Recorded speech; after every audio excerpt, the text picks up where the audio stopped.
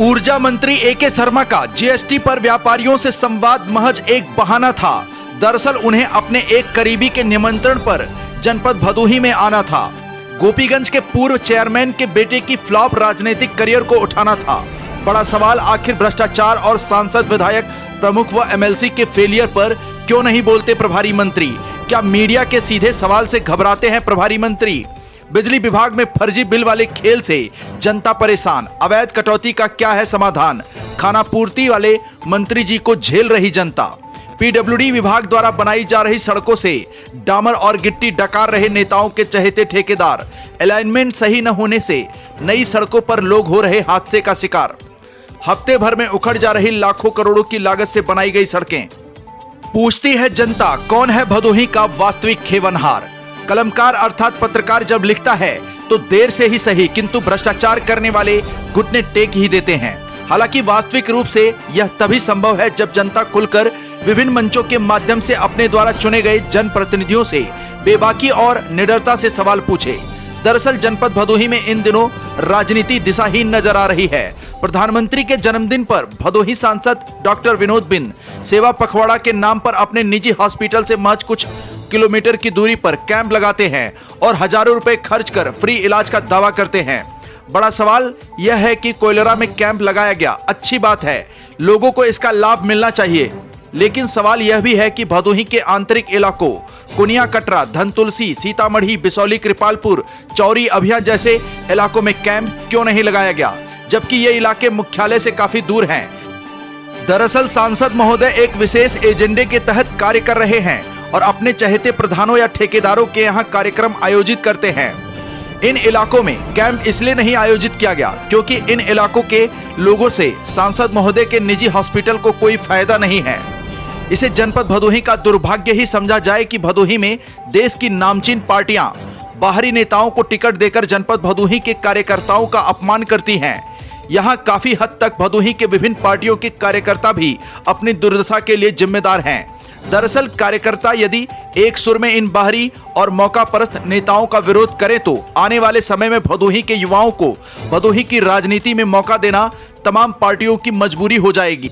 अब कुछ लोग कहेंगे कि जनपद के कुछ लोगों को मौका दिया गया लेकिन वे कुछ खास नहीं कर पाए, तो मेरा ऐसे लोगों से बस यही कहना है कि जब राजनीतिक प्रयोग ही करना है तो भदोही के लोगों को मौका दिया जाए और जो अपना काम ईमानदारी से ना करें अगली बार उन्हें हटाते हुए किसी नए को मौका दिया जाए। इससे इतना तो साफ हो जाएगा कि धीरे धीरे ही सही लेकिन जनपद भदोही में नए और ऊर्जावान युवा राजनीतिक प्रतिस्पर्धा करेंगे और निकट भविष्य में हमें अच्छे राजनेता मिल पाएंगे। यही नहीं, इससे जनपद भदोही में राजनीति की आड़ में ठेकेदारी, दलाली और व्यापार करने वाले नेताओं से निजात मिल सकेगी। प्रभारी मंत्री ए.के. शर्मा अधिकारी रह चुके हैं, ऐसे में वे बयान देने से बचते नजर आते हैं। नगर विकास मंत्री और ऊर्जा मंत्री रहने के बाद भी उन्हें भदोही जैसे छोटे से जनपद का प्रभारी मंत्री बनाया गया, लेकिन मंत्री जी मॉनिटरिंग में विफल साबित हो रहे हैं। अभी मंत्री महोदय को भदोही में जीएसटी की जानकारी दिए एक हफ्ता भी नहीं बीता था कि फिर आ गए। दरअसल खाना पूर्ति के इस स्टंट से जनपद को कोई फायदा तो नहीं हुआ, बल्कि गोपीगंज नगर में नेताओं की सड़क पर खड़ी गाड़ियों की वजह से बड़ा जाम लगा रहा और जनता परेशान रही। हालांकि इस दौरान भदोही का ट्रैफिक विभाग अपने काम को ईमानदारी से करते हुए जाम खाली कराता रहा। गोपीगंज ज्ञानपुर मार्ग जिले का व्यस्ततम मार्ग है, फिर समझ से परे है कि इस रास्ते पर पड़ने वाले एक निजी होटल पर कार्यक्रम क्यों रखा गया। चलिए अंदर की बात पर प्रकाश डालते हैं। दरअसल पूर्व चेयरमैन गोपीगंज प्रहलाद दास गुप्ता ने बीते चुनाव में अपने बड़े बेटे ब्रजेश गुप्ता को चुनाव मैदान में उतारा था, जो पूरी तरह से फ्लॉप साबित हुए। धनाढ्य होने के कारण जनपद व प्रदेश के नामचीन नेता उनके संस्थानों पर कार्यक्रम कर ब्रजेश गुप्ता की फ्लॉप राजनीतिक करियर को नई उड़ान प्रदान करने का प्रयास कर रहे हैं। इसी क्रम में इस बार कार्यक्रम उनके निजी होटल ग्लोबल होटल पर रखा गया। इससे साफ जाहिर होता है कि कार्यकर्ताओं को किस तरह से पार्टी नेताओं द्वारा नजरअंदाज कर धनाढ्य व्यक्तियों को राजनीतिक अवसर प्रदान करने का प्रयास चल रहा है। मंत्री जी जब भी जनपद भदोही के दौरे पर आते हैं रटा रटाया बयान देकर निकल लेते हैं। जनपद में पीडब्ल्यूडी की सड़कों में जमकर भ्रष्टाचार हो रहा है। नेताओं के चहेते ठेकेदार गिट्टी खा रहे हैं, डामर पी रहे हैं और डकार नेताओं की चौखट पर ले रहे हैं। दुर्गागंज ज्ञानपुर मार्ग का निर्माण करोड़ों की लागत से कराया गया है, लेकिन अलाइनमेंट ठीक न होने से इस रोड पर गाड़ियां लहर खाती हैं और आए दिन हादसे का शिकार होती हैं।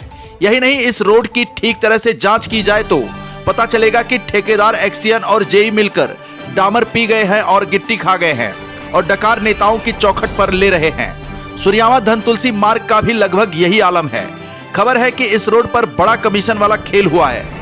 यदि जांच हुई तो कुछ जिम्मेदार अधिकारियों के साथ राजनीतिक खिलाड़ी भी कानून के शिकंजे में आ सकते हैं। जनपद भदोही में रिन्यूअल कराई गई सड़कों पर सिलापट लगाकर आवश्यक जानकारी भी नहीं लिखी जाती कि सड़क की लागत कितनी है, सड़क का निर्माण कब शुरू हुआ, किस ठेकेदार ने निर्माण कराया इत्यादि। दरअसल ऐसा इसलिए किया जाता है ताकि भ्रष्टाचार को छिपाया जा सके।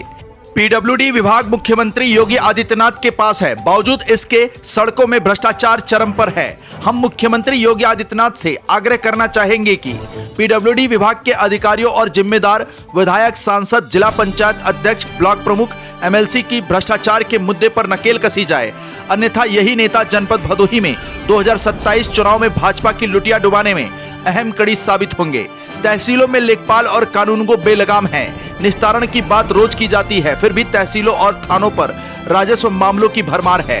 मतलब ज्यादातर मामलों में निस्तारण केवल कागजों तक सीमित है।